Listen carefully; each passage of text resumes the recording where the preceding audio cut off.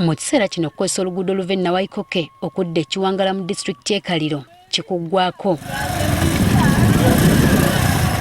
Ebitundu ebimu amazzi gasaze ng'okugasomoka osiba mwoyo ng'enkoko emira ensanafu. Kuno kw'ogatta enguudo endala okuli oluva e Nawaikoke okudda e Katukiro n'olulala oluva e Kaliro wennyini okudda e Buyende. Abatuuze batubulidde nti enguudo mu kitundu kyabwe zibafuukidde ekizibu.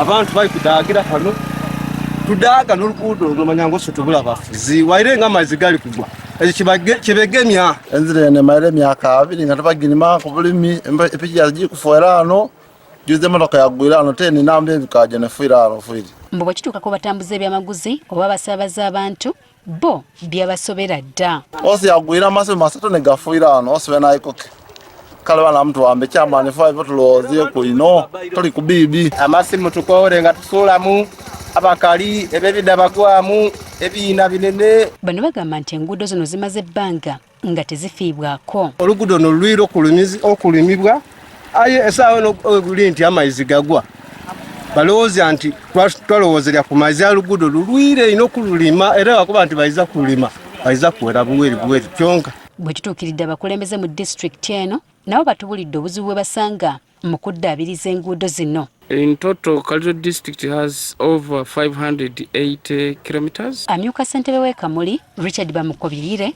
agamba balina enguudo eziwera obuwanvu obusoba mu kilomita 5.8 ezirina okuddaabirizibwa wadde ng'alina essuubi nti bakukola kye basobola oluvannyuma lwa gavumenti okubawa akawumbi kalamba okuddaabiriza enguudo zino.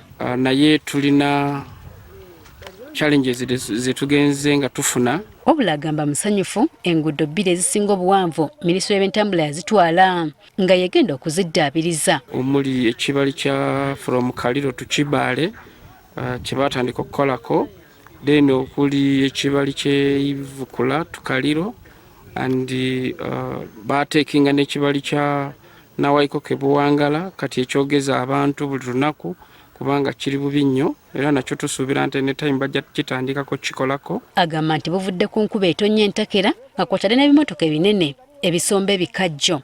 Kati amazzi ne gabeera g'amaanyi mangi ne gakubeeza enguudo zonna era ebibali bingi bifudde.